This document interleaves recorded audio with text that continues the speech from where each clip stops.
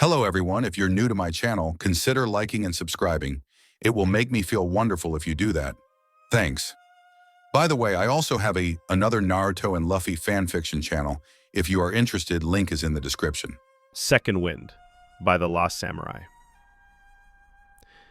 Luffy and Zoro awaken in two different parts of East Blue, both with the same thing on their mind. Protect the crew. There would be no failures this time around. Captain's orders. As bits and pieces of the unknown past that the two comrades share are gradually revealed, the rest of the crew can only speculate. For all their absolute resolve, they're hiding something. Don't own anything? Now wait a second, I would like to give a huge shout out to the first member of our channel, Garrick Russell, the first warlord. Adios. When they arrived back in the ruined town, the sight of Najiko talking with the other two Straw Hats and the bounty hunter duo greeted them. She noticed them and spoke up. Hello. I was just about to talk to your friends here. There are a few things you should know about my sister Nami. Would you like to sit down and listen? Luffy nodded. He hadn't listened to Nami's past the first time on the grounds that he didn't need to know her past in order to help her, as he could see her suffering either way. But now, he wanted to know the full story. How did you find us? He asked. Due to its destroyed state, Gosa Village is the only place on the island that Arlong doesn't keep tabs on. So, if I were to give you any credit, this is where you'd be. Luffy nodded. It made sense. So they listened to the story of Nami's childhood, of a person named Belmere, and of the arrival of the Arlong pirates 8 years ago. Through it all, the only person who kept a straight face was Zoro. By the end, Johnny and Yosaku were looking down in shame. Usopp was trembling in anger, and Sanji was screaming bloody murder. He was intent on challenging the Arlong pirates right then and there, only to be hit over the head by Najiko. You're all missing the point. I came here to tell you that what you've been doing could mean the death of our village.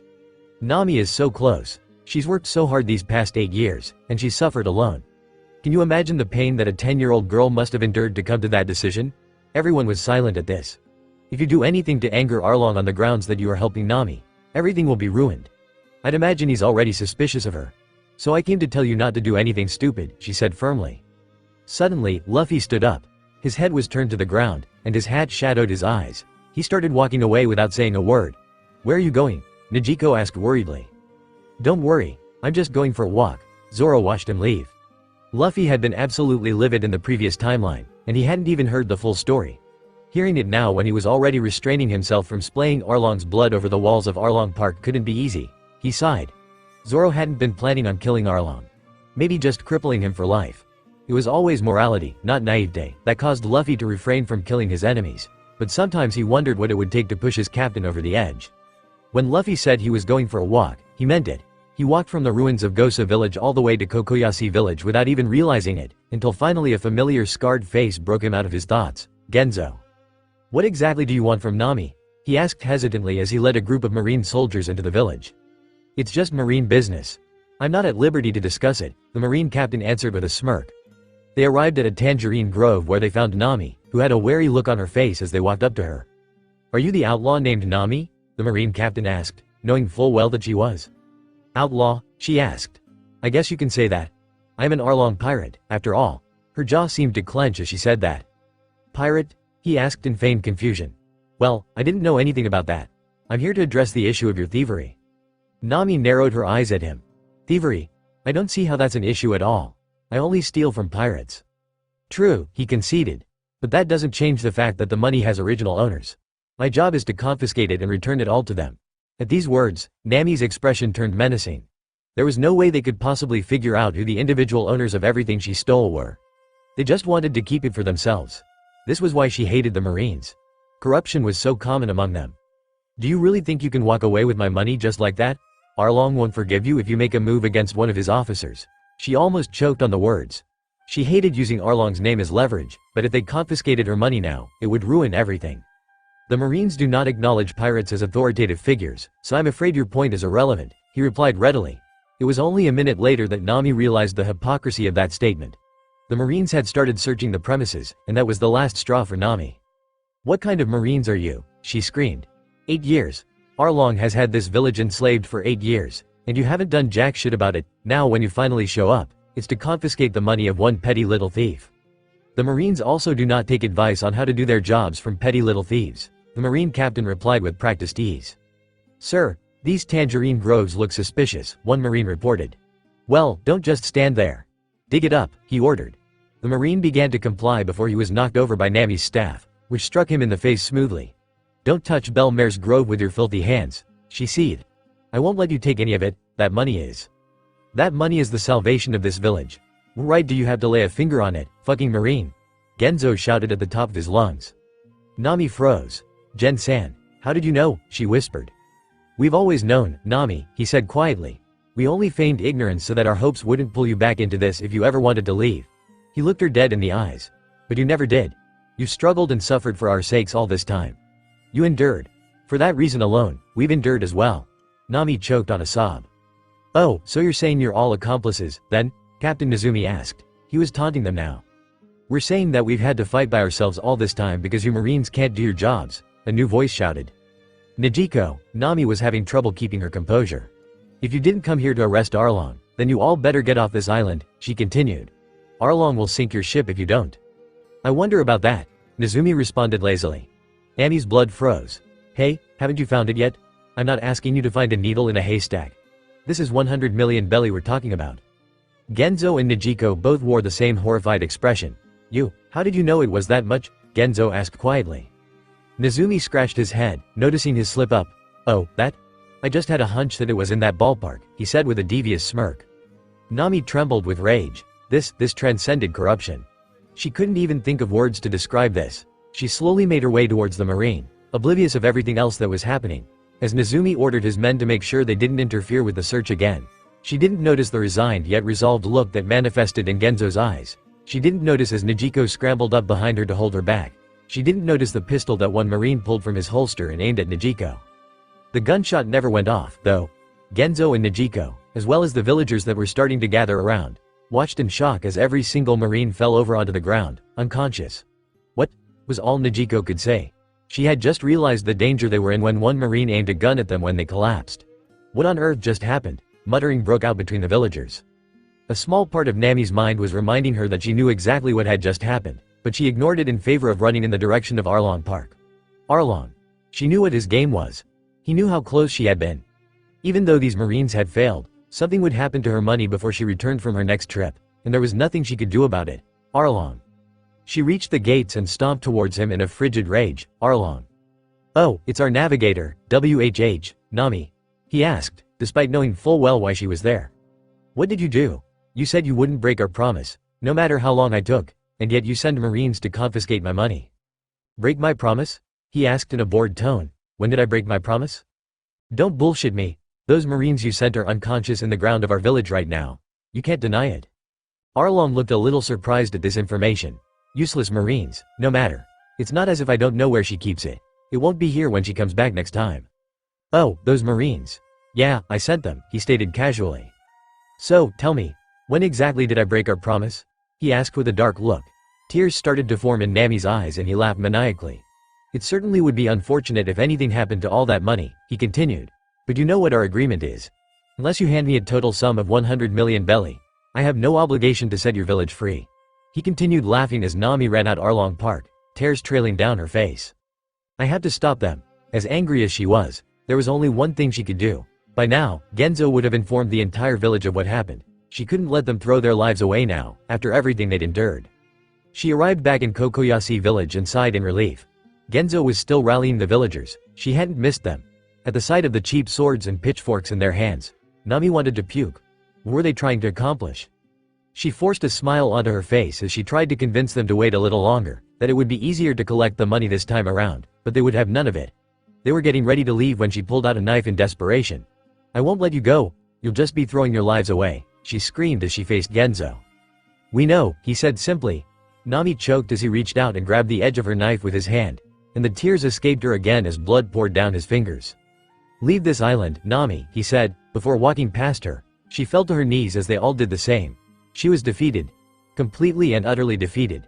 Everything she had worked for was about to be thrown away. She took one look at the tattoo on her arm before gripping it with her other hand, wanting nothing more than to rip the abomination off of her skin. She grabbed the knife as her desperation made way for anger and prepared to stab the horrid mark, willing it to disappear. Arlong, she shouted through tears as she started to thrust the knife towards her shoulder.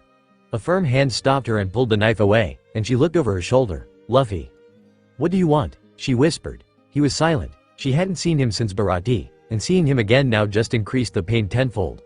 There was no way he wouldn't act, she knew instinctively. Did she have to lose him too? Would he just be another one of her failures, lured here by his irrational loyalty to her, only to die? Was that her fate, to watch those around her throw their lives away for her sake? What do you want? She repeated, louder this time. You know nothing. You have no idea what this village has been through all this time. Luffy didn't correct her as he banished the thoughts of the people of a certain town being burned alive like trash that were flickering through his mind. Whether I know or not is irrelevant, he said. Because I can see you suffering right in front of me either way. Go away, she screeched as she broke down into sobs again.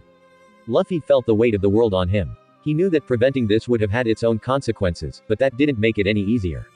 It truly was a heavy burden. Did he have the right to make decisions like this simply because he knew what would happen afterwards? He had prolonged Nami's suffering in order to gain her approval to crush Arlong. Was it worth it? Should he have let Zoro cut him down from the beginning, even if it meant Nami would scorn them? He tried to imagine his crew without Nami in it. He couldn't. Was he being selfish? It wasn't just for the benefit of the entire crew that Nami would come with them. Her dream was to draw a world map. Eventually, that dream would draw her to places that had never been catalogued before. The chances of Nami making it through the Grand Line alone were extremely slim, even if she got stronger than she ever had in the previous timeline. In addition to that, the thought of Nami traveling the seas alone any longer made his chest ache.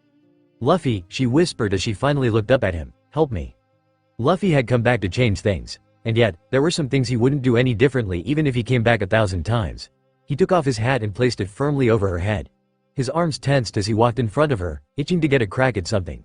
He stopped, raised his head, and shouted to the heavens. Damn straight. Zoro, Sanji, Usopp, Johnny and Yosaku were waiting for him nearby. Let's go, he said as they walked by, and they all looked up. Right. Genzo led the villagers to the front of the gates, which were shut tightly. Arlong, he shouted. We know you're in there, open the gates and face us. The shouts of the villagers mimicked his demands, and after a few seconds, the gates started to open, inviting them in. They could see Arlong's amused grin as they walked in, and this only served to infuriate them more.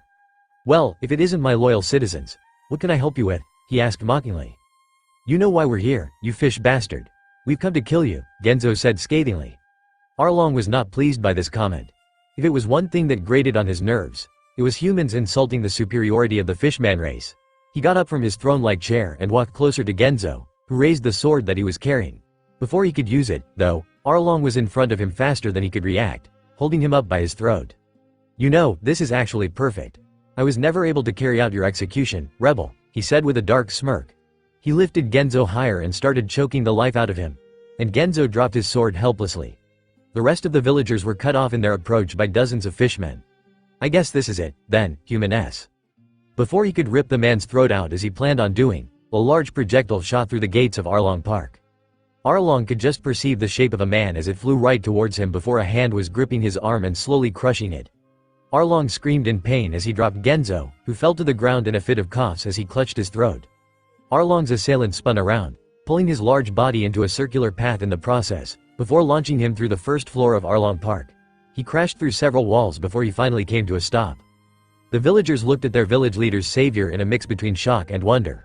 When Genzo had somewhat recovered, he looked up and his eyes widened. You're that kid. The one with the straw hat. He would never forget his appearance, with or without the hat. He had been the first in so long to stand up to Arlong.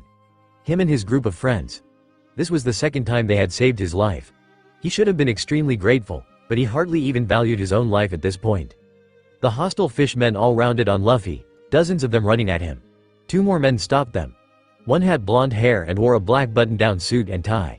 The other was the swordsman who had challenged Arlong in Kokoyashi village. The two men started ruthlessly beating down the fishmen until finally two of Arlong's officers, Hachi and Karubi, confronted them.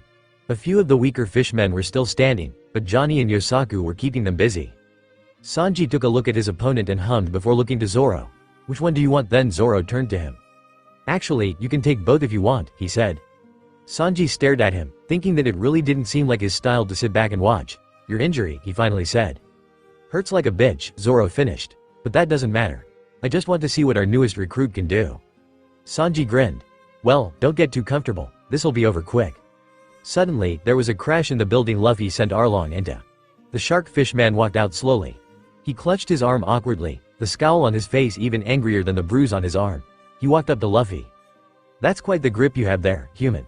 I hope you're prepared for the consequences of what you've just done."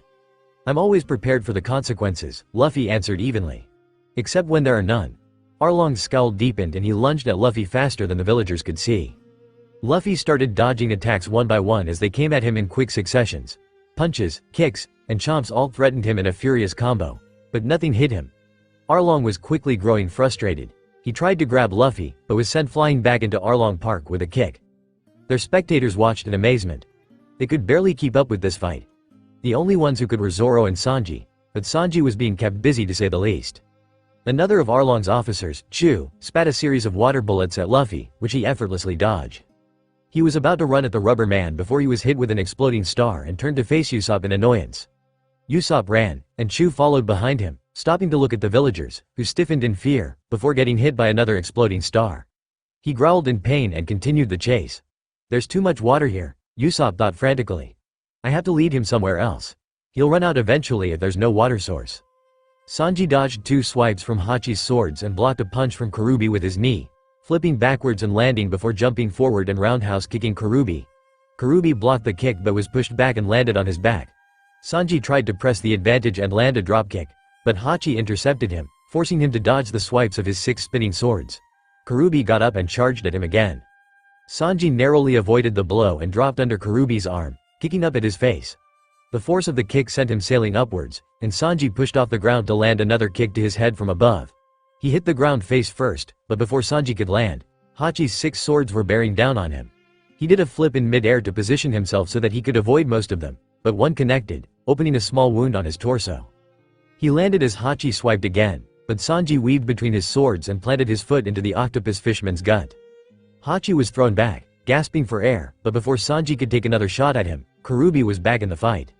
Sanji jumped above the punch he threw and twisted in mid-air in order to land a kick to the side of his head. His wound from before opened a bit in the process, and he winced. Hachi was still recovering and Sanji took the time to catch himself in a handstand and unleash a barrage of kicks on Karubi, who guarded with his arms but still took blows to his legs and stomach. He started leading Sanji away from Hachi, going on the defensive and dodging his kicks until they both got close to the water. Sanji realized the danger he was in as Karubi grabbed him by the arm and tried to hurl them both in, but Sanji crushed his hand with his knee, and Karubi was forced to let go, cursing in pain. Sanji landed on the edge where the land ceased and quickly jumped back over, making a mental note not to get anywhere close to the water. Karubi stayed in the water and waited him out, not wanting to give up his advantage, which was fine with him. Suddenly he cursed as he had forgotten about Hachi, who tried to impale him from behind, only for Sanji to drop to all fours on instinct and then pushed himself into the air before Hachi brought his swords down. He did a backflip in midair and kicked Hachi's head to the concrete with both legs. Hachi dropped his swords once his head made contact and Sanji landed, turning around and kicking him again with one leg to send him crashing into a wall. He took a minute to catch his breath before Karubi shot out of the water, realizing that his plan had backfired once he had left Hachi alone. Sanji got ready to dodge Karubi's next punch, but he stumbled as his gradually opening wound protested the movement, and the attack hit him dead on where the sword swipe had injured him earlier. Sanji held in a groan of pain as he flew through the wall of the park from the force of the blow and landed on his back. Usopp shot a series of exploding stars at Chu, who dodged most of them. Even the ones that hit him only seemed to annoy him further. As Chu got closer, he continued running, desperate to create more distance between them.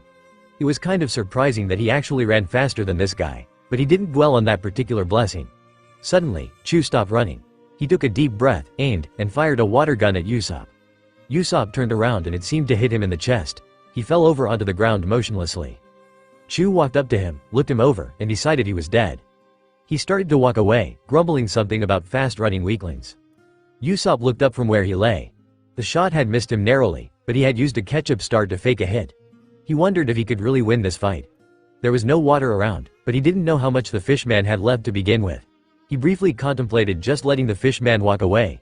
It was unlikely that he could win this fight. But what if that guy went after the villagers or swayed the outcome of one of the other fights? It would be his fault. He thought about it for a moment before Luffy's words came to his mind. Not doubting.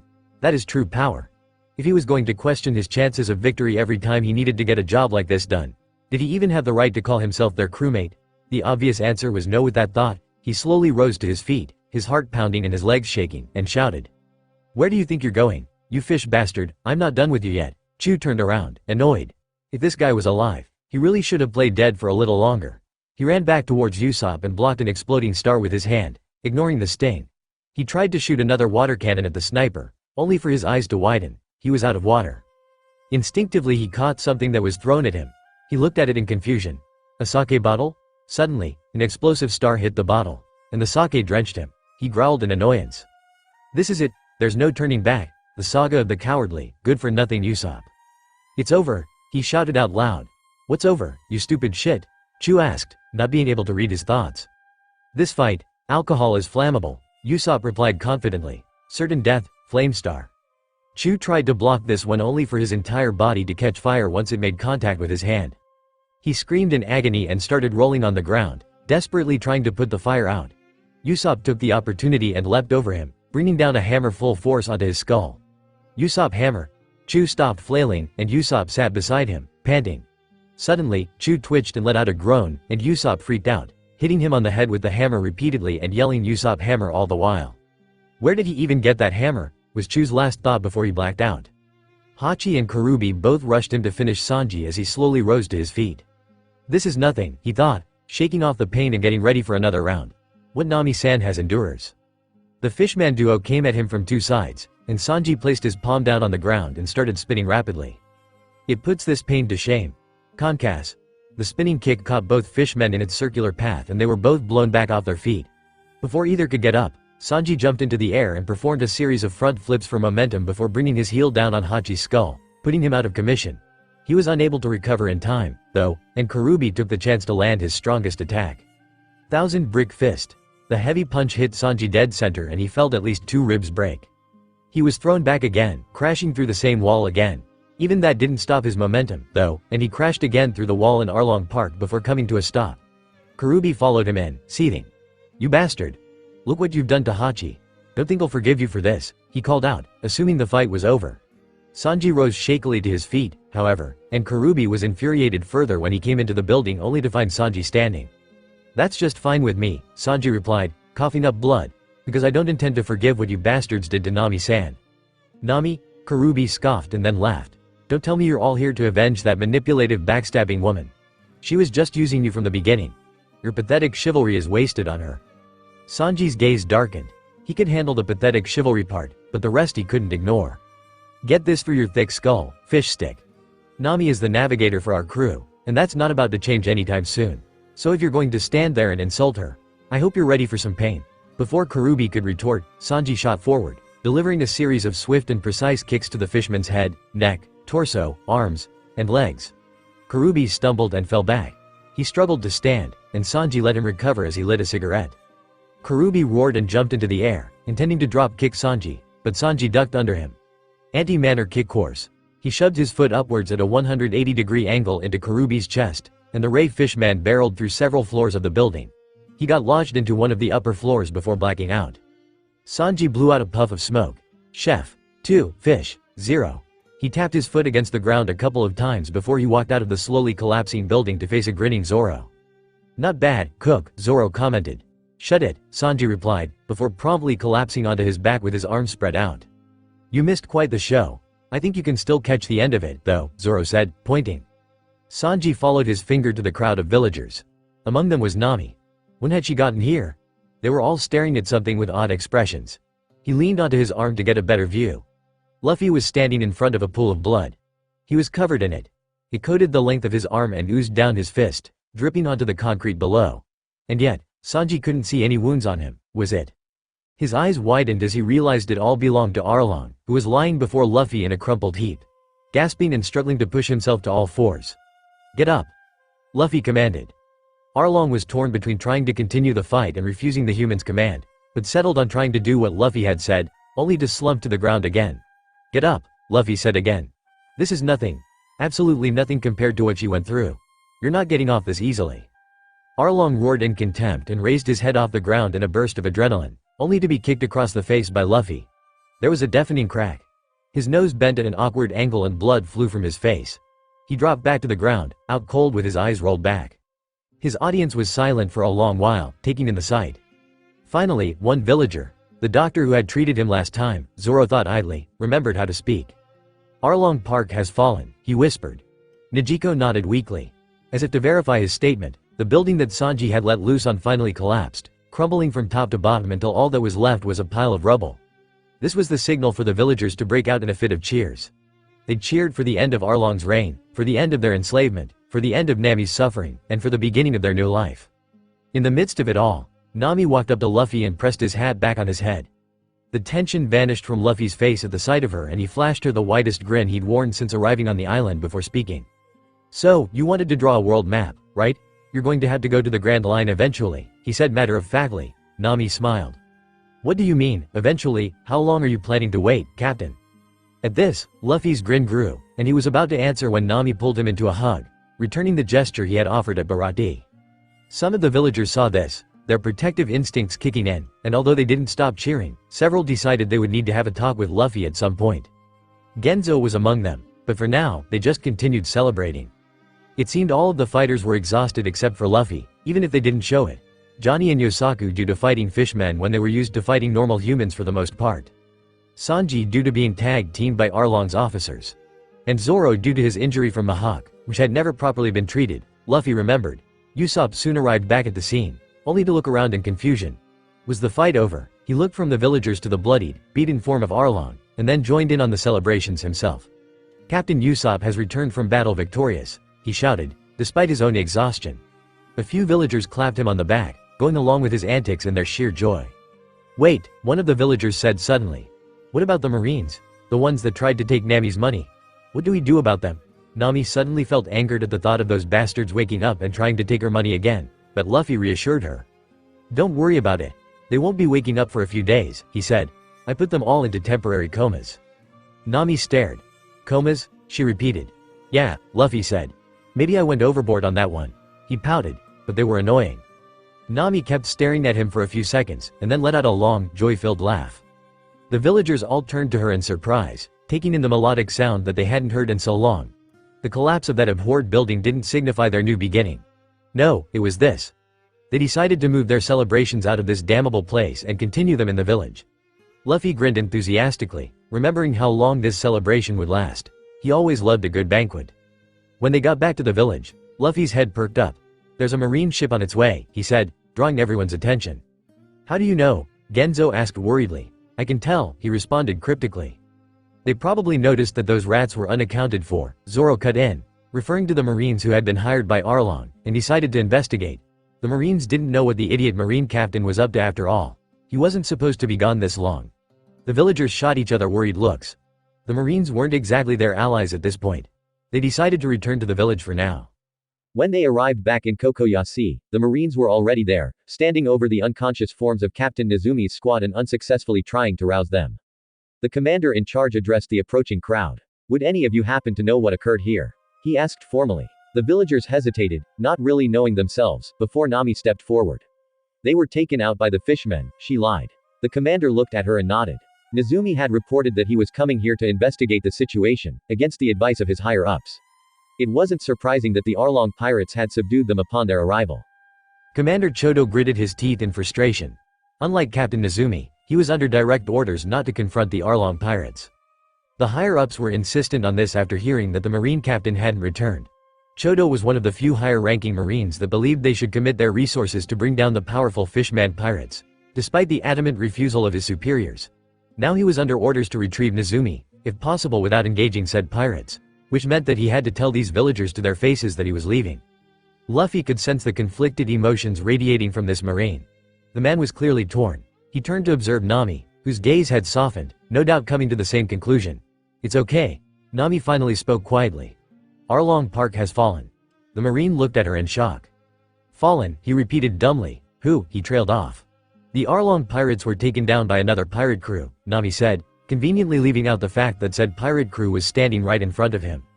Luffy stepped forward. "That would be us," he said. Zoro laughed and Nami looked at him in concern. The commander just stared at him. "And who would you be?" he asked carefully. "Monkey D. Luffy," he replied. The commander's eyes widened slightly at the name, but then he looked down and placed his hand over his eyes in shame. They had been so indecisive.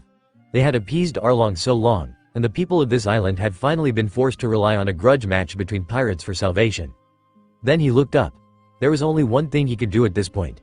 If the Arlong pirates had time to recover, it would start all over again. He was arresting them right here and now. His orders hadn't accounted for the fact that Arlong would be incapacitated, after all. He signaled to his squad and they split into two groups, one bringing Nezumi's squad back to the ship and the other heading in the direction of Arlong Park. Once the Marines left, the celebration really began. Other villages had been informed of Arlong's defeat and Kokoyashi soon became one giant festival. Luffy ran through the streets in the direction of Sanji's aura. He stopped when he spotted him taking the last bite of a melon. "Ah, that hit the spot," Sanji said in satisfaction. "Cooking is great, but sometimes it's nice to just sit back and do the eating." "Hey, Sanji," Luffy yelled. "What was that melon you were eating just now?" "Ah, that was ham melon. They basically take a melon and then cover it in smoked ham. It's really..." "Where'd you get it?" Luffy interrupted in desperation. Sanji's sweat dropped. "Someone was walking around with it, but I doubt you'll find them in this crowd." Luffy dashed off into the crowd, eager to prove him wrong. "This time I'm eating that ham melon for sure," he thought with determination. He reached out with his observation haki, trying to find the aura of someone who was walking around with ham melon. Goddammit. What the hell did that even feel like? "He sure is enthusiastic," Sanji commented. "Oh, Luffy? He's usually like that," Zoro said plainly. He had suffered through the excruciating pain of having his wounds sewed up properly after leaving it alone for a while. That was not pleasant. At least he was looking less pale and livelier now, Sanji noted. Sanji stood up and stretched. "Well, now that I'm full," he ran off towards the crowd. "Time to flirt," he yelled unashamedly. Zoro leaned back and yawned. "Time to sleep," he said before dozing off. In the middle of the crowd, Usopp stood on top of a tall stack of tables and yelled into a megaphone. "It is I, Captain Usopp, the proud warrior who triumphed over an officer of the Arlong pirates. Let's all sing a song in honor of my bravery." The drunken crowd cheered and applauded before submitting to the ludicrous request. Usopp sure knows how to work a crowd, Sanji thought as he sat in the middle of several women who were asking if he really took out both of Arlong's best officers. He leaned his head back in bliss. He wouldn't mind staying here for a couple days himself. Luffy walked up a hill in a mix between satisfaction at the ham melon he was currently chewing on and exasperation at the villagers that kept pulling him aside. He had already had a talk with 6 of them, each of them asking what his intentions toward Nami were. He had replied to each of them that she was his navigator and his close friend, and they had all accepted this after making the same request. Take care of Nami. He had promised each one that he would. As he reached the top of the hill he spotted Genzo in front of a grave. He walked up and stood beside him, reading the name on the grave.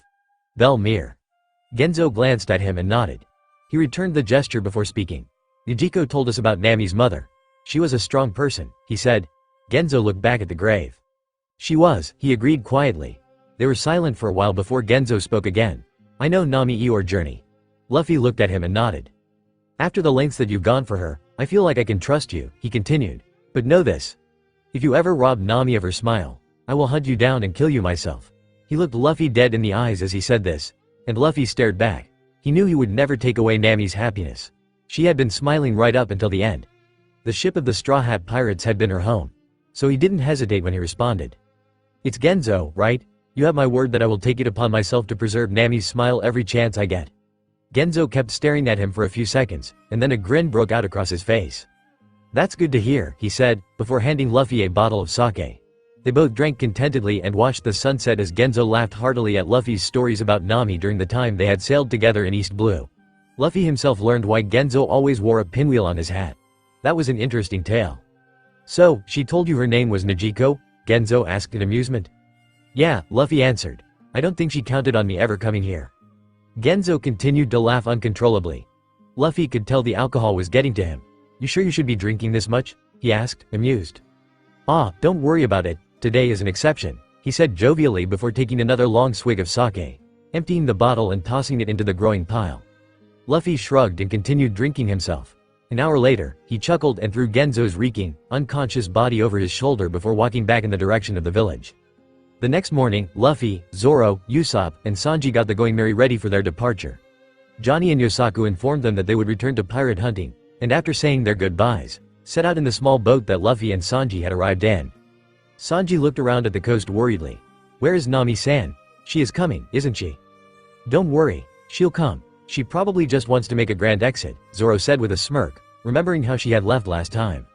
"I hope so. She's half the reason I'm here," Sanji stated with a straight face. Luffy turned to him. "Oh, Sanji, I finally found that ham melon. It was delicious," he said with enthusiasm. Nijiko was arguing with the villagers over Nami's decision to leave the 93 million belly with them when they heard a voice shout in the distance, "Set sail." Nami came running towards the ship, weaving through the villagers as they tried to stop her, asking why she was leaving without saying goodbye. Genzo was indignant at her audacity. After all this, she was leaving without hearing their thanks? "Hey, what's she doing?" Usopp asked. Luffy just laughed. "You heard her. Set sail." As the ship started to pull away from the coast, Nami weaved through the last of the villagers, which were all screaming for her to stop. She jumped from the coast high into the air, grabbed hold of the railing of the Going Merry, and flipped herself over onto the deck. She looked back at the villagers and smirked before pulling the bottom of her shirt up. Dozens of wallets fell onto the deck, and the villagers suddenly brought their hands to their pockets with horrified expressions. "You rotten thief!" they all shouted. Nami simply smiled and waved before holding something up in her right hand. It looked like a belt. Genzo's eyes suddenly widened and he looked down in horror before his pants fell to the ground around his ankles. "Nami." Luffy laughed uncontrollably. "That was a nice touch. Are we gonna be alright?" Usopp asked. "Get back here, you thieving cat. Give us back our wallets." "Relinquish my belt at once, thank you for everything." "Stay safe. Come back anytime." The shouts grew distant as the Going Merry drew further from the coast, setting out once again. The Going Merry sailed smoothly through calm seas as seagulls flocked overhead. Just a typical morning in the life of the Straw Hat Pirates. Of course, the Straw Hats themselves would be bored out of their minds if they had to sit through what was considered typical by anyone else's standards. Sanji was kicking Luffy in the face. Usopp was running around like a chicken without its head due to the Tabasco sauce in his eyes. Nami was complaining to an apologetic news crew about the price of the paper. Zoro was experimenting, seeing if he could speed up the ship by sending blunt winds at the back of the sail with his sword, and Luffy was, well, getting kicked in the face by Sanji. "Come on, Sanji, let me have one. They look so good," Luffy complained as his stomach growled. "Absolutely not. These are Nami-san's tangerine groves, and it is my sacred duty to defend them at any cost." "Thanks a lot, Sanji-kun," Nami called. Luffy turned to Nami. "What's your problem, Nami? Just one," he whined. "No way. That's what you get for trying to steal them," she said, without looking up from her newspaper. "Oh, come on, Nami," Luffy said with a devious smile. "If I really wanted to steal one, do you honestly think Sanji could stop me?" Sanji was indignant at this, and Nami looked at him curiously. Suddenly, he disappeared from his seated position before their eyes. Sanji blinked before Luffy called out to them from behind the tangerine grove. Nami let out a resigned sigh, realizing he could probably have stolen every single one without getting caught, and relented. "I guess you have a point," she said. "How so?" Sanji asked. His head was sagged and he was visibly sulking. "But just one," Nami called out. Luffy nodded his agreement and dashed back over before digging into the tangerine, peel and all. That was when the wind blew loose flyers out of the newspaper, and they landed on the deck. Everyone stared down at them with mixed expressions. Luffy in excitement, Nami in horror, Usopp in surprise, and Sanji in indifferent acknowledgement. "Zoro," Luffy called out eagerly. It was a peaceful day in Marineford, well, as peaceful as the headquarters of the world government's military branch could get, anyway. Incessant mutterings broke out among the high-ranking Marines in the conference room before Brannu broke them off with a polite clearing of his throat. "We apologize, Commodore," one Marine said. "But do you really think that our Marine branches in East Blue will be unable to deal with this threat?" Brannu nodded. "To be blunt, they won't even come close," he said regretfully. He turned to 3 bounty posters that hung on the wall. Buggy the Clown, 15 million belly. Pirate Fleet Admiral Don Krieg, 17 million belly, and Sawtooth Arlong, 20 million belly. Taking into account that the average bounty in East Blue is 3 million, the fact that his crew crushed them all can't be ignored. These 3 had the highest active bounties in the eastern seas. Brannu's audience processed this information as he continued. It is not just their captain that has caught our attention, however. It was his first mate, former pirate hunter Roronoa Zoro, that ended Captain Morgan's, suspicious activity in Branch 153. A few Marines shifted uncomfortably at this. Furthermore, Buggy the Clown unwittingly let slip during his interrogation that it was Roronoa Zoro that incapacitated him. Taking into account the nature of his devil fruit and the fact that Roronoa Zoro is a swordsman, this is an impressive feat. Brannu rubbed his chin in thought. Our sources suggest that Don Krieg, although not captured like the other 2, was defeated by their captain, Monkey D.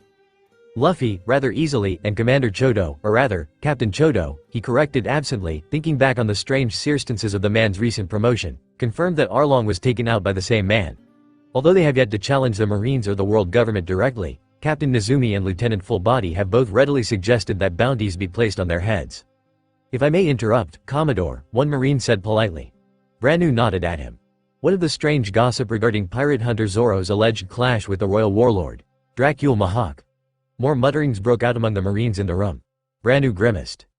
These rumors were no doubt brought on by Mahawk's spontaneous appearance in the weakest of the 8 seas. It is not surprising that gossip of this nature would start. Roronoa Zoro is the most famed swordsman in East Blue, after all, Branu speculated. Nevertheless, we will not humor such nonsense. He looked down at the posters in his hand.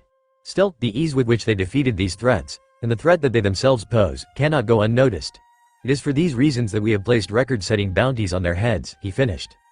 The Straw Hats continued to stare at the 2 wanted posters. Zoro walked up and whistled at the sight. Straw Hat Luffy, bounty 45 million belly, Usopp whispered. Demon Wind Zoro, bounty 28 million belly, Nami added in dismay. Luffy laughed happily. 45 million, how about that? 28 million, Zoro repeated. I must say I'm a little disappointed, he said with a smile that suggested he was not at all disappointed. I wonder what caused the change in title. Oh, well, I never called myself a pirate hunter anyway. As usual, you failed to understand the gravity of the situation, Nami said with her head in her hand. With this, marines and bounty hunters will be actively seeking us out. Luffy stopped laughing. Yeah, you're right. Really weak marines and bounty hunters, he said with a pout. Zoro frowned. Didn't think of that. Now a bunch of nobodies will be coming after us. What an insult.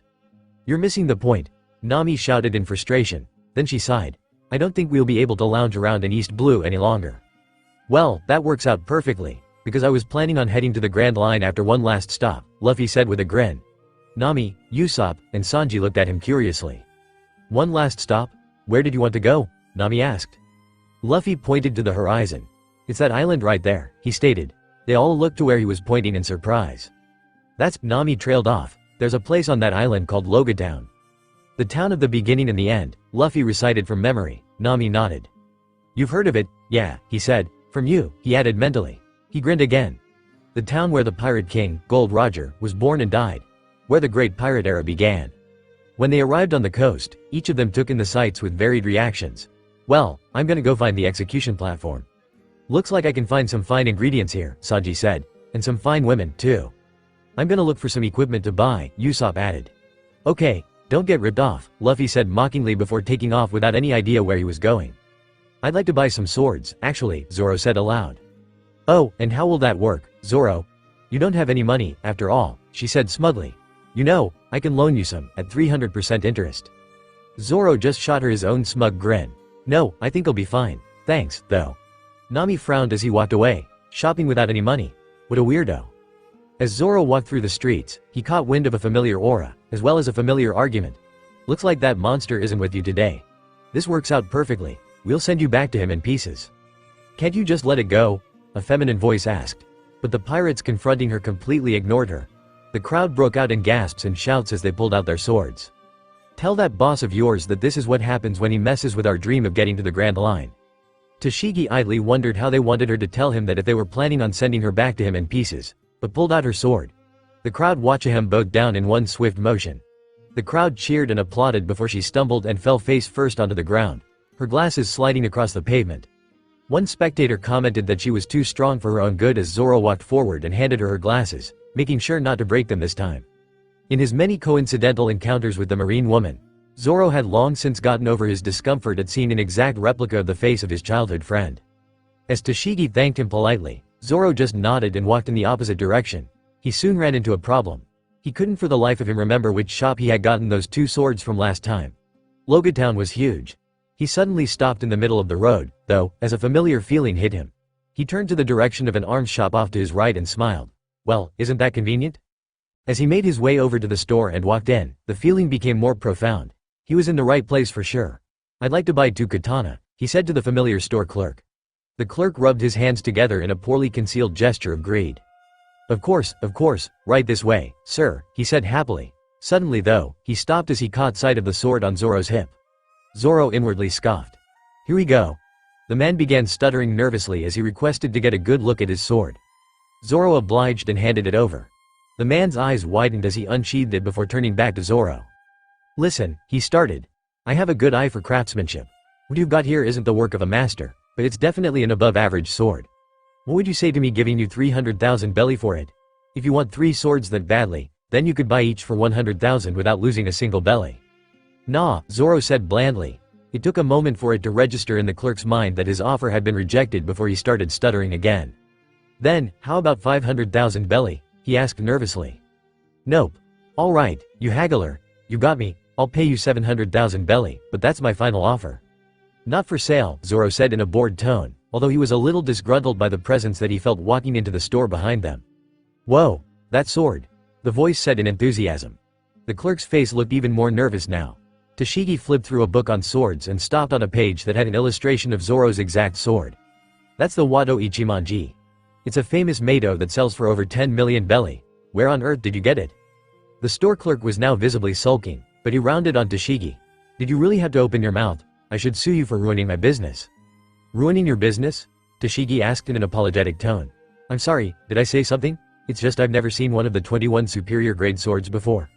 Don't blame her, Zoro said in annoyance. I wasn't gonna sell it anyway. The clerk just scoffed. You came for your shigure, right? Here, it's been polished, he said as he tossed the sword at Tashigi. Tashigi caught it, but failed to catch herself, and stumbled right into a shelf of swords, causing them to all clatter to the floor. Why the hell did you fall that way? Pick those up now, the clerk yelled. Tashigi scrambled to do that as he turned back to Zoro. Fine, you got a famous Mado. Enjoy it. Now find 2 swords and get out, he said grudgingly. Zoro rolled his eyes and walked over to a barrel of mostly cheap swords. 50,000 belly swords. What, is this guy broke or something? The clerk thought. You seem to really love swords, Tashigi said as she walked up to him. You're carrying 3 of them after all. It reminds me of this one bounty hunter named Roronoa Zoro, she said. I hear the name a lot, Zoro said truthfully, before quickly pulling out the sword that had long since caught his attention. Tashigi stilled at the sight of it before pulling out her book again. That sword, Kidetsu 3? That should sell for at least 1 million belly. I would buy it if I were you, she said. She turned to the clerk. Are you really selling this for 50,000 belly? She asked. Yeah, the clerk replied reluctantly. Tashigi quickly went into a history of the 3 Kidetsu swords, commenting that the first Kidetsu was one of the 12 unrivaled works of craftsmanship in the world, before the clerk changed his mind and shouted that he wouldn't sell it. Tashigi looked surprised and asked why. It's cursed, Zoro said simply. I could feel it before I even walked in here. The clerk's eyes widened. It takes a great swordsman to recognize a cursed blade. Who is this guy? Zoro hummed, taking in the familiar sight and feel of the blade. You know, I like it. Actually, I really want it, he said with a nostalgic grin. What? No way, you idiot. If I sold it to you and you died, wouldn't it be like I killed you? He shouted. Tashigi looked shocked at this revelation, and Zoro just continued smirking. Let's test it out, then. If this sword doesn't accept me as its master, we'll know here and now, he said, before throwing the blade up in the air and holding his arm out. Idiot. Its sharpness is the real thing. You'll lose an arm, the clerk shouted. Tashigi gasped and placed a hand over her mouth. As the sword came down, Zoro's reflexes screamed at him to coat his arm in armament Haki, but he ignored them and closed his eyes. The sword fell down and the blade hit his arm dead center before it fell to the ground and embedded itself hilt deep into the floor. Zoro's audience stared in shock as he rolled his arm around in its socket. There wasn't a scratch on him. Good sword, he said, still grinning. The clerk fell to the ground as the tension left his body. He quickly got up and told Zoro to wait for him as he stumbled into the back of the shop.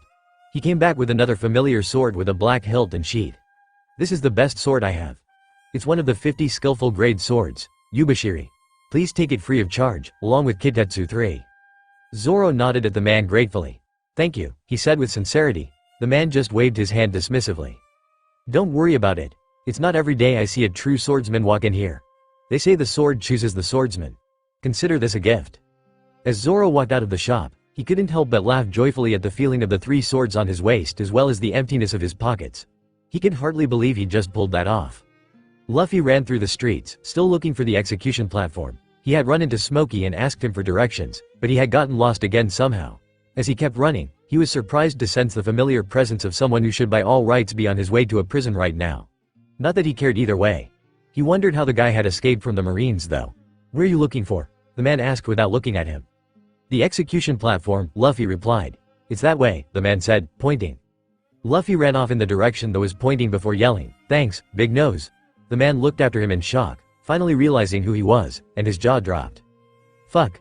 When Luffy finally arrived at the execution platform and climbed to the top, he whistled. He had seen it before, but he would never get over the symbolic value of this view. Bystanders looked up at him in annoyance and wonder before a woman walked up to the execution platform. I've been looking for you, Straw Hat. It's been a while, hasn't it? Luffy stared down at her. If by it's been a while you mean we've never met before, then sure, he said in confusion. Now, that's cold, the woman said. Don't tell me you've forgotten my beautiful face, she said. Luffy was tempted to respond that he couldn't forget something that he'd never seen before, but settled for scanning her with his observation haki instead. He ignored the killing intent of the presences coming up behind him as his Ahine clicked. That's right. She ate a devil fruit that made her slim. I mean, got rid of her freckles. Yeah, that was it. What else does it do again? Buggy and Kabaji jumping out behind him brought him out of his thoughts, and he sidestepped Kabaji as the acrobat attempted to trap him. Kabaji tripped over himself in surprise, and Luffy promptly kicked him in the ass, sending him flying off of the execution platform. He turned to Buggy. A plank of wood? I feel insulted. I think you should apologize.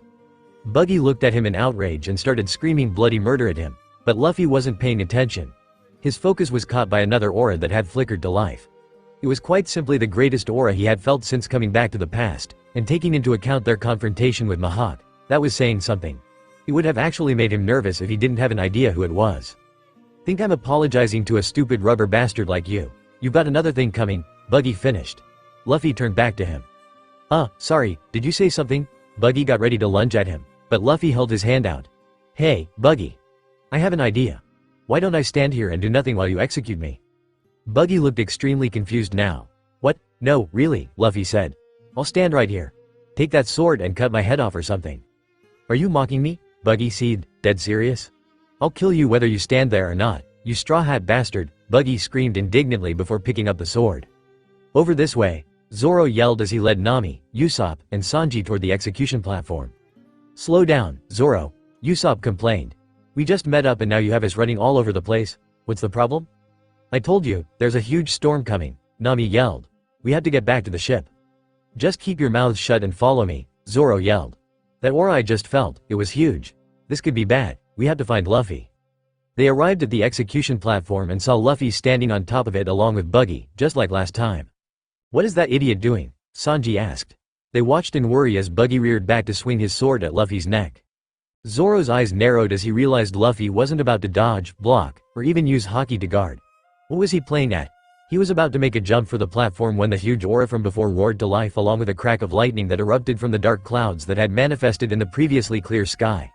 The heavens rained their cold fury down on the execution platform, and there was a large flash of light followed by a loud explosion. Luffy picked his hat up from ground and walked past Buggy's unconscious, charred form. He looked at the stunned faces in front of him, before shouting out. I am the man who will become the Pirate King. His voice echoed out through the silent plaza. He walked by Buggy's crew and resisted the urge to laugh at the faces that Alvida and Kabaji were wearing. Well, I guess that's that, he said. The crowd made way for him as he walked through to find his crewmates, who were all staring at him in wonder, except for Zoro, who just looked annoyed. Everyone get what they needed? He asked. At a round of weak nods, he grinned, then let's go. As they ran towards the coast, Sanji turned to Zoro. Hey, do you believe in God? Nope, Zoro replied. A lone man walked slowly through the stormy streets of Loguetown, his black cloak flowing in the wind. Inherited will. The destiny of the era and the dreams of its people. These forces are unceasing and relentless. So long as humanity continues to pursue the true meaning of freedom, those dreams will never yield. Another flash of lightning illuminated the man's madly grinning face. Pirate King? Good. I expect nothing less. The Straw Hats were still on their way back to the ship when they found their path obstructed by Tashigi, whose hair was shadowing her eyes. So, you're Roronoa Zoro, and a pirate no less. She looked up in rage and Zoro got that old familiar feeling as thoughts of Kuina came into his mind. He hated it. I won't let such a magnificent blade stay in the hands of someone like you. Your Wado Ichimonji shall be confiscated. Just try it, Zoro said as they crossed blades. Sanji started yelling at him for attacking a woman, but that only seemed to aggravate Tashigi more and she told them to leave. Nami and Usopp were surprised that a marine was letting them go, but didn't complain as they ran past along with Luffy. Zoro ended the fight quickly, disarming Tashigi and ramming his sword into the wall next to her head. She stared at him in shock. Zoro wordlessly lowered his blade and walked away, which infuriated her. Why didn't you kill me? She shouted. Zoro looked back at her in annoyance. Is it because I'm a woman? She asked. Zoro stared at her for a few seconds longer before smirking. Think nothing of it. When you Marines catch a pirate, regulation dictates that you have to execute them. But whether I kill someone or not is up to my mood. Remember that well. Tashigi looked shocked at his answer, actually taking a moment to consider his words, before Zoro waved his sword in a downward arc. A small whirlwind obscured him from sight, and when it died down, he was gone. Luffy stopped as a familiar marine captain obstructed their path once again. "Go ahead, you guys. I'll catch up with you." They looked at him uncertainly before running past the white-haired man, who let them go. "Straw Hat Luffy, bounty of 45 million belly. I'm afraid I can't let you go anywhere." Luffy shot him a cocky grin. "I'm afraid you won't be able to stop me." "I wonder about that. While I've been stationed on this island, not a single pirate that's passed by here has been able to enter the Grand Line." Luffy actually scowled. "Well, if you weren't so busy keeping up your perfect attendance record, maybe you could have stopped Arlong from enslaving an island. As it was, I had to do your job for you." Smoker's eyes narrowed, and Luffy could tell he had offended him. He didn't really care, though. Smoker's attitude on this pissed him off. His pride hadn't allowed him to leave Loguetown until it finally demanded that he follow the only pirate to escape him to the Grand Line. Smoker was quite simply the only marine in East Blue that could have done much of anything against the Arlong pirates. Not only that, but he could have crushed them single-handedly if he wasn't so busy keeping no-name pirates out of the Grand Line. It upset Luffy to think that Nami's predicament could have been solved much earlier in the previous timeline, but wasn't. So he honestly didn't feel that bad about the beating he was about to give his marine rival. Smoker lunged forward, propelled to great speeds by a trail of smoke behind him. He was clearly much faster than any opponent Luffy had gone up against since coming back. But not fast enough. Luffy ducked under the extended punch from Smoker's logia arm and grabbed it. Smoker's eyes widened as he felt the grip on his body, which was very much tangible right now. While Mihawk had taken the concept of proficient Haki users outside the Grand Line in stride, Smoker wasn't as composed. Luffy quickly flipped him over onto his back and rammed his fist down into the man's gut. Smoker coughed up blood and his body went limp. Luffy started to walk away, only to stop and turn back to see Smoker panting but on his feet. "You didn't think it would be that easy, did you?" he asked. "Oh, impressive," Luffy said with a small smile. He had put much more strength into that punch than anything he had thrown at Krieg or Arlong. He had almost forgotten that Smokey wasn't like most of those overconfident Logias out there. He trained his body as much as he trained his devil fruit. Smoker lunged at him again after pulling out his jute, but Luffy sidestepped him. Smoker quickly took flight in his Logia form, looking for an opening as he circled around Luffy. Not good enough. Gomu sniped Smoker out of the air, and the man came crashing to the ground. He quickly recovered this time, and dissolved into smoke. The smoke surrounded Luffy from all sides. This was meant to make his attacks unpredictable, as his jute could come from anywhere. But it was a double-edged sword. It also meant that Luffy could go for any part of the smoke and land a solid hit. In addition, Luffy could see his attacks coming either way. Gomu no, the smoke closed in on him. Gatling, his fists rammed at the smoke in all directions, pushing it back until finally Smoker couldn't keep it up anymore. The smoke fell back and took the form of a man again. Said man was panting heavily, and was covered in blood from head to toe. He took one step toward Luffy before letting out a groan and collapsing to the ground. Luffy walked in the direction of the ship again before he found another man standing in front of him. His eyes widened. The man's aura was suppressed to that of a civilian, but Luffy knew better. "That was quite the display," the man said, sounding impressed. Luffy just stared at him before speaking. "It was nothing much," he said. "I wouldn't have guessed that you'd have come so far by now," the man continued. Luffy thought for a moment. He knew that he wouldn't be able to hide his aura. Not from this guy. So he stopped suppressing it, letting it flare. He could see the man's grin grow wider under his hood. "There are a lot of things you wouldn't know about me, Dad." A flash of lightning illuminated the man's face once again. Dragon kept smiling, but his smile seemed to turn a bit sad at that statement. "I'm aware," he said, "and there are a lot of things that I'd like to know." He looked towards the sky, but they'll have to wait.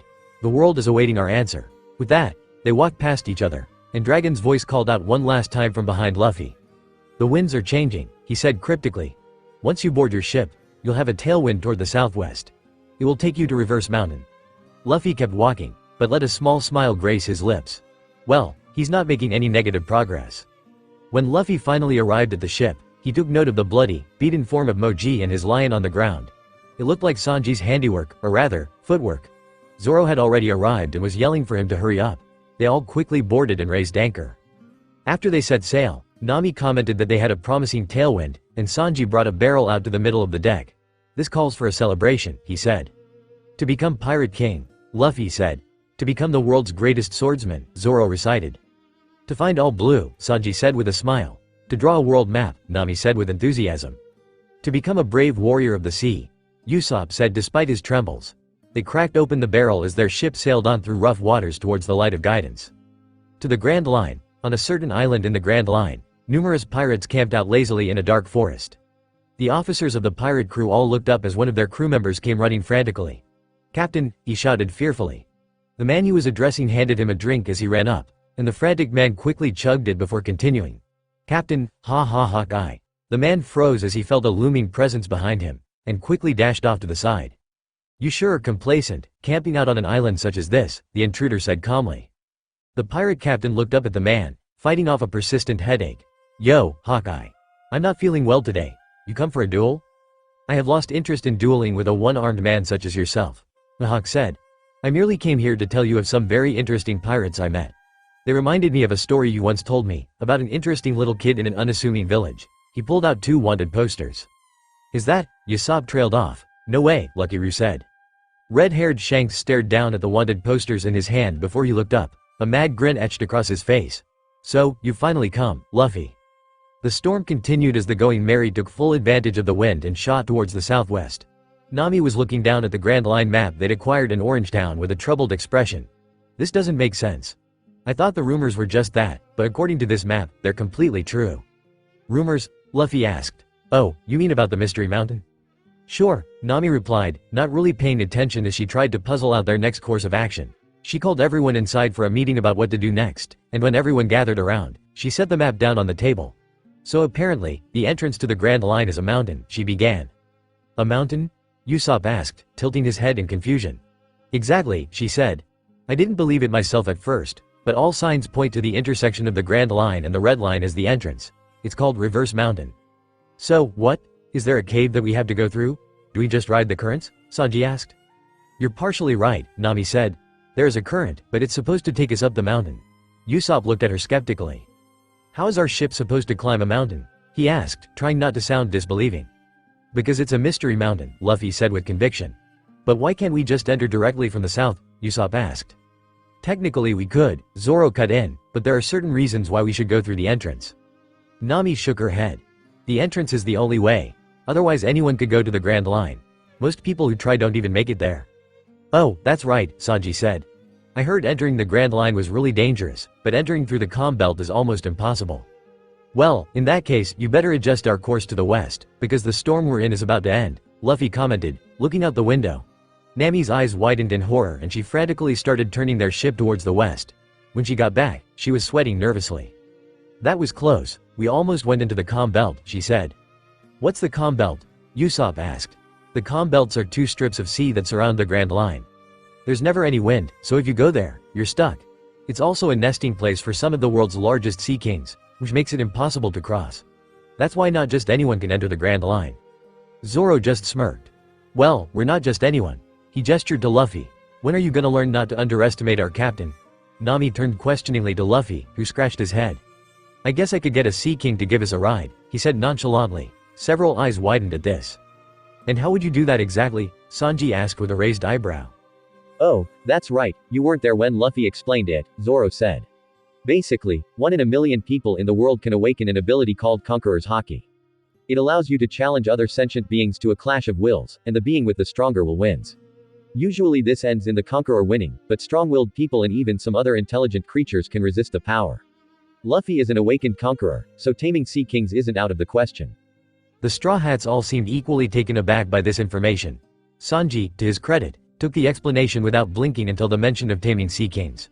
"But like Zoro said, there's a reason why we need to go through the entrance," Luffy said.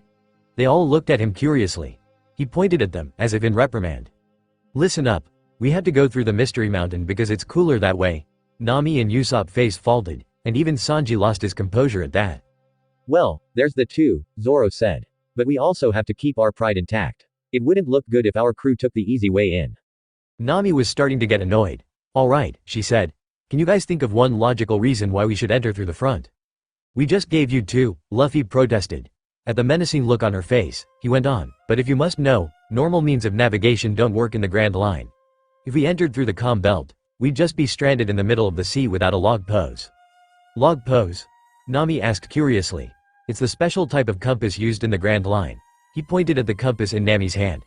"That won't work in the sea we're going to. It'll just spin around randomly." Nami looked extremely disconcerted at this. "So, then, how is a log pose any different? If a normal compass can't lock onto the Earth's magnetic field, how will a special compass do it?" Well you see, Luffy paused. Basically the way it works is, another pause. It's a mystery compass. Nami's patience was being pushed to the limits now, but she sighed and let it go. Well, I'd rather not ride on a Sea King to be honest. So, we can get this mystery compass if we go through Reverse Mountain. Luffy nodded, and Nami's eyes narrowed. How do you know so much about this? She asked suspiciously. Luffy blinked. That's simple, he answered, before raising his fists to his waist. I'm going to be the Pirate King. There was a loud crash as Nami's fist connected with Luffy's face, sending him bouncing off a wall and back into a seated position in front of her. Luffy looked at her in surprise. What? Got something to say? She growled. Luffy just continued to stare at her. After about 10 seconds, a giggle escaped him. Then that giggle turned into a loud snort, followed by a full-on fit of hysterical laughter. Nami looked annoyed, Usopp looked confused, Sanji looked infatuated, and Zoro, unbeknownst to the other three, just gave a small smile. It was a little while longer before Luffy's voice caught everyone's attention. There it is, Mystery Mountain. Dead ahead. Everyone looked at the scene in front of them in awe. Sanji whistled. Even Zoro looked impressed. He'd only seen the sight twice before. It's huge, I can't even see the top past the clouds, Usopp commented. All right, everyone, that current is the entrance to Reverse Mountain. Nami yelled over the rushing waters. The sea is really flowing up the mountain, Sanji noted calmly. Use the rudder to turn us toward the current, Zoro instructed. Once you feel resistance, stop pulling. Otherwise, it'll just break. But then how will we keep ourselves from crashing? Usopp asked nervously. We'll take care of it, Luffy said. He rolled his arm in his sockets as he walked towards the ship's railing along with Zoro.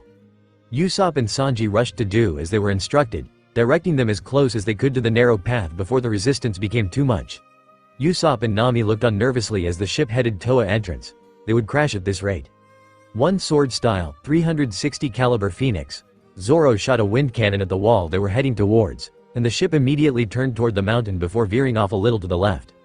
A blood Rankyaku from Luffy brought it back dead center, and the current started pulling them up the mountain faster and faster.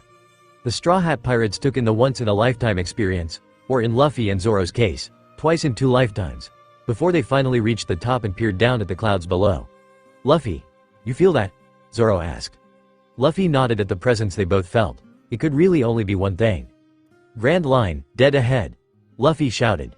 The current started bringing them down at speeds faster than they had endured on the ride up, and soon, a loud, deep, unidentified sound reached their ears. What was that? Nami asked. The wind? Get ready, Zoro said. Are ready? For what? Usopp stuttered. Hey, there's a mountain in the way. Sanji yelled. I don't think that's supposed to be there. They looked toward the coming disaster with wide eyes. That's no mountain, Luffy said calmly. It's a whale. It's too big to be a whale, Nami insisted. Doesn't matter what it is. We're gonna crash into it, Sanji shouted. Zoro, Luffy called. Zoro nodded and walked towards the front of the ship.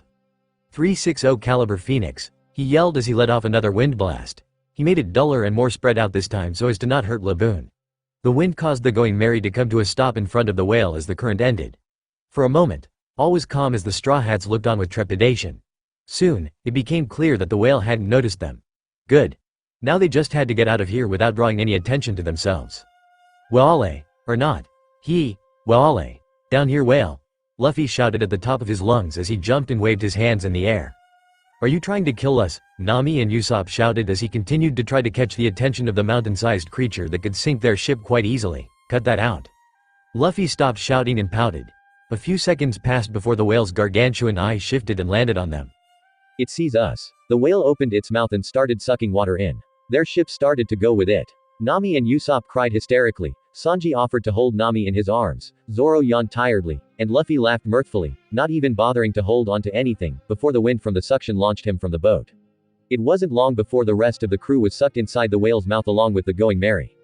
The whale closed its mouth, and the world went dark. So, what do you think? Usopp asked. I think we were eaten by a whale, Sanji answered. Yeah, definitely eaten by a whale, Usopp confirmed. So, then, what is this place? They all took in the scenery, from the innocent-looking sea and the clear sky above to the small island in front of them. Is it a dream? Sanji asked. Yeah, must be a dream, Usopp answered. So, then, that's a dream island, Sanji nodded towards the island. Yep, Dream Island, Usopp replied. Suddenly, a giant squid rose out of the water, threatening to capsize their ship. Dream squid? Sanji speculated. Dream squid, Usopp confirmed. Dream squid. Usopp screamed, as Sanji got ready to take preemptive action against the creature. Before he could jump up to kick it though, a trio of harpoons shot through its head, and it fell back into the water. The Straw Hats looked at the new arrival in apprehension. His gaze seemed to tear through their eyes to their very minds.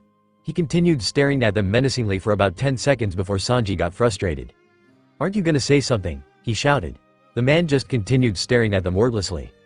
"What? Why you wanna fight, old man?" Usopp stuttered. "We have a cannon, don't make us shoot you." The man's gaze intensified. "Don't or someone will die," he said quietly.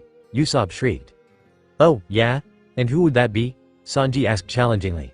The man's intense gaze shifted to him before he answered. "Me. The fuck?" Sanji shouted. "Bastard, messing with me," he grumbled as he walked forward.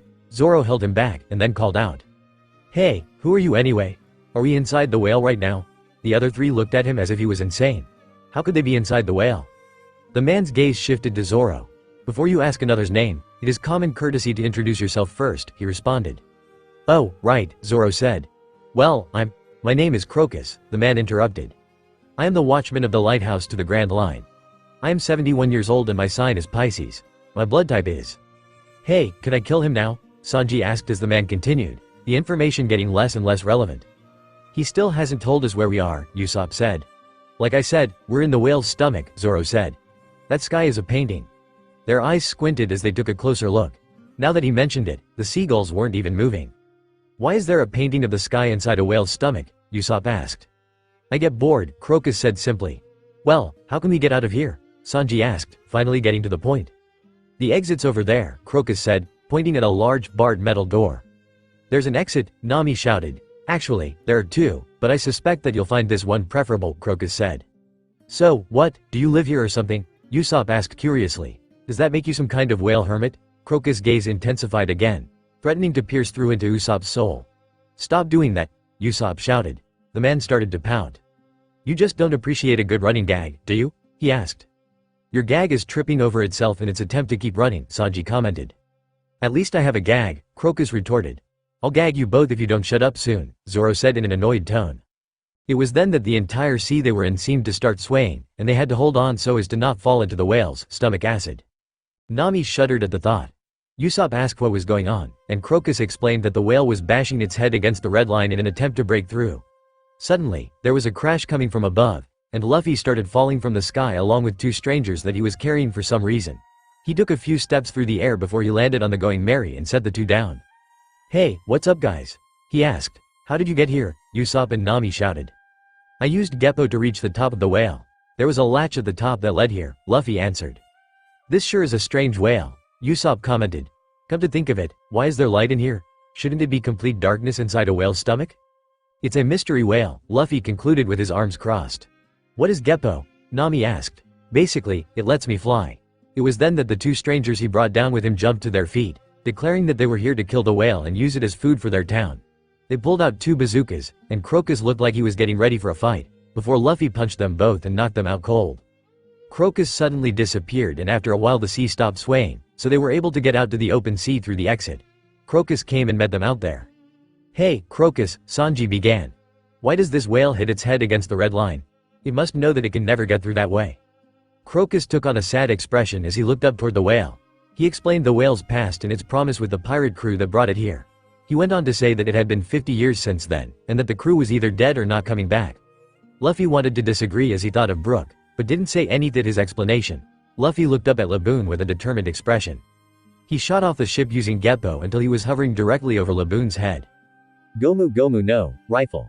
His spinning fist rammed into one of the scars on Laboon's head, and the whale cried out in pain. He quickly became hostile and rammed his head against Luffy, who flew back into the red line with a loud crash.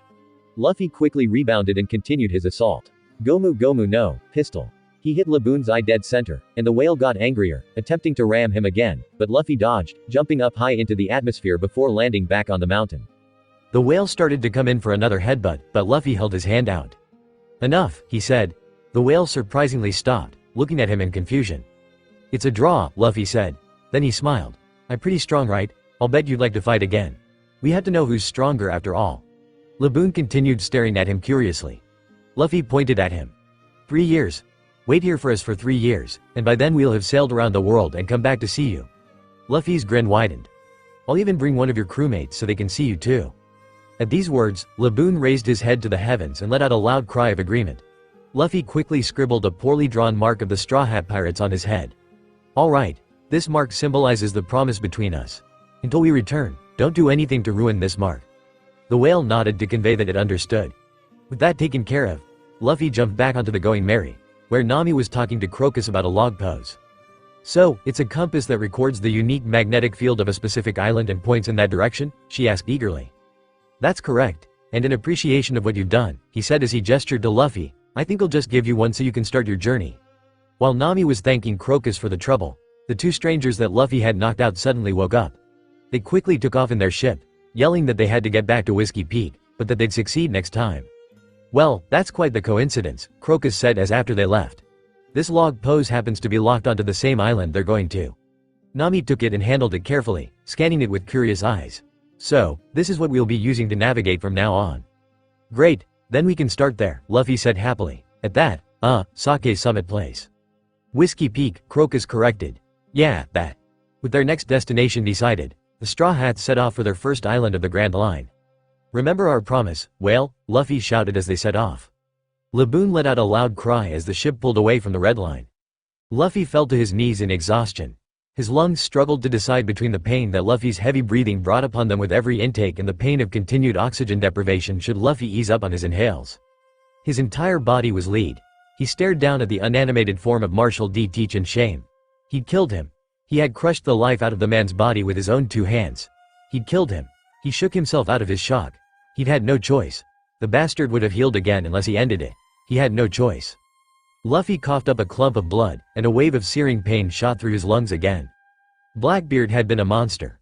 With Marco's mythical zone added to Old Man Whitebeard's paramecia and his own logia, he just seemed so unbeatable.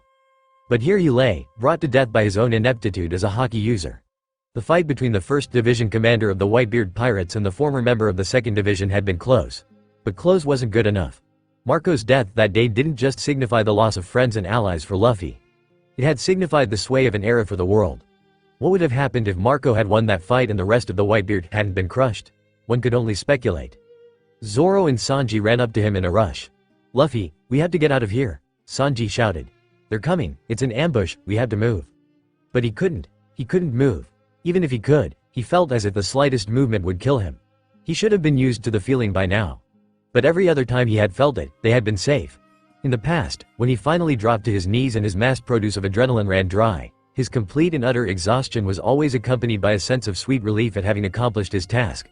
Now, the only emotion he felt was dread. The admirals of Marine headquarters were coming. They'd been waiting them out, and now they were coming. And there were 3 of them. 2 admirals and the fleet admiral himself. 3 fucking admirals would be a commitment if they were fresh. As they were now, their dread wasn't unfounded. But they couldn't stop now. They were so close, they had to make it out. I couldn't help them. The battle that ensued on the sea leading up to last island of the New World changed everything. It was truly the turning point of an era. It just wasn't what the Straw Hats had had in mind when they thought about it. Akainu, Kizaru, and Ryokugayu were relentless. They tried to escape on the ship at first with a coup de burst, but the admirals would have none of it. They soon found themselves far too preoccupied with staying alive to even think about escaping, their only choice being to fight. Zoro and Sanji would have actually had the latter 2 admirals at disadvantages despite their own fatigue if they weren't constantly distracted by the peril that the other Straw Hats were in. I couldn't protect them. Luffy tried to fight Akainu. He really did. But his body was running on. No, he didn't even know what it was running on anymore. He didn't even know how he was still standing, much less attempting to ward off volcanic eruptions. He could barely feel the burns anymore. His body was numb. His senses were numb. And as the battle continued, his spirit numbed as well. I couldn't save them. 6 times Zoro and Sanji lost their heads and attempted to ditch their fights in favor of running to the side of a fallen comrade, and 6 times they were rewarded with pierced organs and crushed bones. 6 times Luffy lacked the strength to even let out an agonized wail. Chopper was the first to fall, his desperate rumble having left him defenseless. Usopp was next, and then Nami, Robin, Brook, and Frankie all followed. After half an hour, 6 were left standing. Zoro and Sanji locked eyes, and a long conversation seemed to pass between them in a few seconds as Zoro's expression changed from desperation, to fury, to agony, and finally settled on resigned acceptance. Luffy could no longer resist enough to refute the plan the 2 had forced upon him. Sanji held the fort against 2 winded admirals and 1 fresh one as Zoro grabbed Luffy and fired off 1 last wind slash as he fled. The admirals dodged, mindlessly jumping off the small, restricted space of the Sunny's deck, and Sanji quickly followed. The marine warship that Ryokugyu attempted to land on was fried by Sanji's explosive kick, and after one last charge in the name of mindless justice, the devil fruit user was kicked into the sea. Akainu and Kizaru lost their heads for a split second, and that was the deciding factor. They charged Sanji, knowing they couldn't recover their comrade without losing this fight themselves. Whatever mobility their devil fruits allowed them couldn't compare to Sanji's skywalk, and he relentlessly kept them at bay despite the damage his body was taking from the laser and magma blasts. Live on, Luffy, if you ever gave a shit about any of us, you'll live on. Luffy's eyes were forced closed by the weights of his exhaustion, and in that moment, his entire world was the dimming aura of his crewmate in his last act of martyrdom. The 1000th Sunny shot off into the atmosphere with a coup de burst, and Luffy knew no more. I let them die. Luffy woke up in a cold sweat and immediately shot upright in his bed. It took his brain a moment to process the concept of a nightmare and another to convince himself that the flashback had been just that. The dreams were always so vivid. Even the pain that his mind invented didn't wake him up. He raised his hand over bloodshot eyes and slowly climbed out of bed. Taking a deep breath, he walked out the door and onto the deck of the Going Merry. He spotted Zoro leaning over the railing, green hair following the path of the cold night wind. Luffy walked up beside him and stared out over the sea, still trying to get the images out of his head. Couldn't sleep? Zoro asked. Luffy shook his head. Which one of them was it this time? All of them, he replied. Zoro was silent for a minute.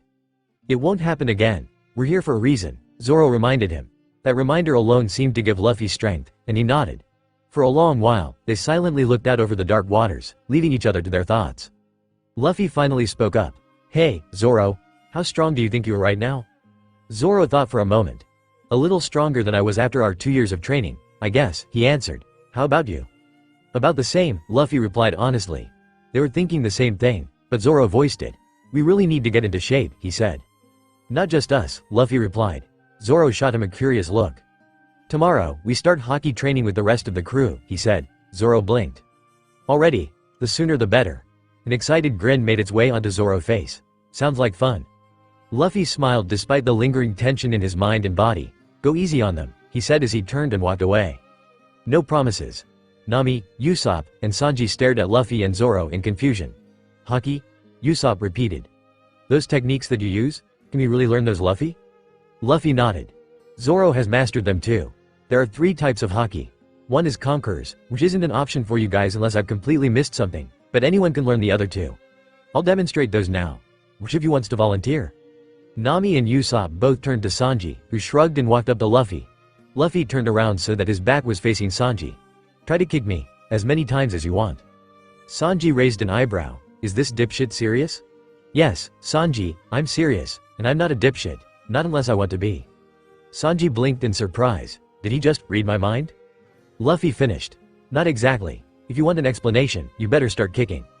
Sanji, who was extremely curious now, started doing just that. He started with one swift kick, expecting Luffy to get shot overboard, but Luffy swayed kick, coming back to his initial position once Sanji brought his foot back. Sanji frowned, and then kicked 3 more times. 3 more times Luffy dodged. A tick developed over Sanji's eye. He attempted to sweep Luffy's legs only for Luffy to jump over his foot, and then launched into a full-on barrage of kicks, which were all dodged as well. Finally, he stopped. This game sucks, he said plainly. It's no game, Luffy said, turning around. That was observation Haki. It allows you to sense a living being's aura as it radiates off of them. The most obvious use of this skill is that you can sense where people are, and the most practical use is arguably that you can predict what a person is going to do next in a fight before they even start doing it. But those are just the most basic uses. Once you get really good, you can sense things like the type of being, its strength, and its emotions. With full mastery, you can even hear individual thoughts as they go through someone's mind if you focus hard enough. The Straw Hats were silent as they took in this information. Sanji himself was getting kind of excited thinking about the potential of such a skill. So, you really were reading my mind earlier? Sanji asked in amazement. Luffy shook his head. It's not really reading your mind. I can't tell what you were thinking a minute ago, just what you're thinking when I listen in. And even then, it's a much more vague feeling than that. It's not as if I'm hearing what you're thinking. It's more like I'm feeling what your emotions are with extreme precision. People who train in observation Haki, along with training to suppress their auras so that they're more difficult to keep track of, usually train to control their emotions so that it's harder to know what they're thinking. I'm not much good at that, though. But anyway, that's observation Haki. Next. Luffy pointed to his forehead with his thumb. Kick me in the head as hard as you can. I won't move this time. Sanji didn't question it this time, his curiosity getting the better of him, and he spun around on his palm for momentum before kicking Luffy's head full on with a concass. Luffy didn't budge. Sanji grimaced and got up. "How'd it feel?" Luffy asked. "Like I was kicking a steel wall. Hurt like hell," Sanji replied. "Right. That's armament haki," Zoro cut in. "It allows one to coat a body part in an invisible suit of armor to strengthen both attack and defense. Unlike observation haki, which is pure mental training, this is half mental and half physical. Your mind and body have to be in sync for it to work. Doubt is your worst enemy. Even a true master of armament haki can lose to a novice at it if he's hesitating. Unlike Conqueror's haki, which is fully powered by one's will, armament is a power that's fueled partially by will and partially by bodily training. Once you get good at it, you can imbue weapons and other objects with it, and with enough mastery, you can use armament hardening." Luffy brought his arm up at his side, and the Straw Hats watched as it darkened to a shiny obsidian black. That lets you harden the entire mass of a body part or weapon rather than just coating it, making it preferable in some situations. If you're using haki on something extremely large, like a giant inflatable limb, go with hardening if you can. Luffy almost laughed as Nami, Usopp, and Sanji looked at Zoro like he was an idiot. Usually for strengthening solid objects, hardening is the best choice. It's not an option when strengthening non-solid or immaterial attacks though. Zoro turned back to Luffy, who was thoroughly impressed. Zoro was good at explaining the stuff that Luffy had ingrained without really thinking about it. "Did I miss anything?" "Devil fruit defenses," Luffy stated, and Zoro nodded, giving him the floor. "Sometimes you'll run into devil fruit users who can change the nature of their very bodies. Sanji, you might kick someone only for your leg to go right through them and burn in the process when they turn into fire itself. Armament haki allows you to bypass devil fruit defenses and attack the dormant human body. I'm actually a pretty good example. When Nami masters armament haki, I'll be in deep shit." Usopp snickered at this while Nami looked at him indignantly. "So, that's haki," Luffy finished. "During our journey, Zoro and I will be teaching it to you guys so you can learn it early. If you master it soon, it will be a huge advantage in the early stages, but once we get further into the Grand Line, it will be an absolute must. Most people who enter the second half of the Grand Line and survive either know haki or learn it sink or swim. Most people specialize in one of the two types." Luffy," Nami began hesitantly, "is there any reason why you're teaching this to all of us?" Luffy smiled at her reassuringly. "If you're worried that you don't have what it takes, don't be. I've seen what you guys are made of firsthand. You can do it." Nami smiled softly back at him after hearing this. "But as for the reason, I won't lie to you. Our journey is going to get dangerous. There will come a time when every member of our crew will need to be able to defend themselves against powerful opponents. I can't be everywhere." Nami and Usopp's eyes widened at this revelation, and they both adopted focused expressions. "So, then, when do we start?" Sanji asked. Luffy thought he detected a hint of eagerness in his voice. He grinned. "Now." It was an interesting training session. Nami checked the log pose every now and then, but most of their time was dedicated to getting the concepts down. Basic observation haki training involved putting on a blindfold and trying to move out of the way of an approaching object. Luffy decided to get creative and have them play tag with each other with blindfolds on. That was the most hilarious disaster he'd ever had the pleasure of directly causing. By the time Zoro called for them to stop, they were all pretty pissed off. Especially Nami. Armament haki training usually involved taking blows from a sparring partner head-on without dodging until you build up a resistance to them. But Sanji would never agree to Zoro hitting Nami, so they basically set up training dummies and had the three punch them with their bare hands. Eventually their fists would build up a resistance to the hard material, eventually. By the end of the day they were all mentally exhausted, the result being, absolutely nothing. But Luffy had expected that. No one had a breakthrough on his or her first day of training. It simply didn't happen, unless the power was already awakened on the battlefield. "Good first day, everyone," Luffy commented. "And don't be discouraged. I felt like I was making zero progress when I first started, but this practice will pay off soon enough." He smiled cheerfully and he walked away along with Zoro, leaving the three in an exhausted heap on the deck of the ship. Luffy frantically jumped behind his cover, analyzing his surroundings and options at speeds that made his brain want to go on strike. He could jump out and try to land a hit before he was hit himself, but he knew his opponent would be waiting for him. That was asking for trouble. He considered his other options. Armament haki would do him no good. If he took one more hit he was done. Using his devil fruit was out of the question right now, so he couldn't even stretch. What did he have left? A plan quickly formed in his mind and he smiled vindictively. "I got you now." He only had one shot at this. His opponent was in almost as bad a shape as he was in right now. He would have to slow him down long enough to land the first hit. He rose up from behind his cover and saw the sign of his opponent's assault, the tensing of his arm muscles. He quickly let out a burst of Conqueror's haki. It wouldn't be enough to stop him, but it would slow him down long enough for him to dodge and end this. His opponent faltered, and Luffy sidestepped the threatening projectile that came a second too late. He coded his own weapon of choice in armament Haki and hurled it at his O's face was visible over his cover, but the hardened projectile shot straight through his defense and hit him right in the chest, stunning him long enough for Luffy to get 2 more shots to his face. The man's eyes widened as he realized it was over. "Ha! Take that!" Luffy shouted. "That's 10-9, Usopp. You lose." Usopp stood up and pointed accusingly at him. "You cheated, you bastard. You used that conqueror whatever thing on me," he shouted indignantly. "Oh, come on, Usopp," Luffy said in annoyance. "You banned me from using Soru, Geppo, Observation Haki, and my Devil Fruit. You have to give me something to work with here." "Do I look like I have any of those things at my disposal?" Usopp grumbled. Luffy and Usopp's snowman making contest had quickly led to a snowman vandalizing contest, which in turn had escalated to an all-out snowball fight in which Usopp had the advantage due to his higher ground, sniping skills, and discipline to save up his ammo rather than randomly chucking snow all over the place and yelling snow gatling like Luffy. "I still say you cheated," Usopp complained. "Best 2 out of 3. "You're on, I'll beat you 3 out of 4 if I have to," Luffy yelled. "You mean 3 out of 5, Usopp corrected. "Oh, yeah? Well, guess what?" "What?" Usopp asked lazily. Nami watched from inside the ship in exasperation as Luffy tackled Usopp into a pile of snow. How can those two have so much energy in this weather? Hell, how can the weather even be like this? It was sunny 10 minutes ago. Suddenly a large hunk of snow hit the window, rattling it and startling her. Annoyed, she opened the door. "If you two have time to play in the snow, why don't you make yourselves useful?" "Oh, yeah? Well, what about you?" Luffy said with a pout. "Shouldn't you be checking the log pose?"